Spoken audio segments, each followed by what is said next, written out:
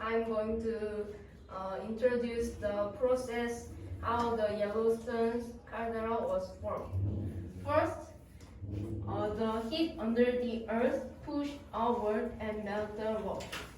Second, there become a chamber, and it will fill with carbon dioxide, water vapor, magma, and other gases. And it will push the land to make a hole. And there will come a crack. And as the gas is escaped from the chamber, and boom, and the chamber will be empty. So, and the land go down. So there become a caldera. And thank you.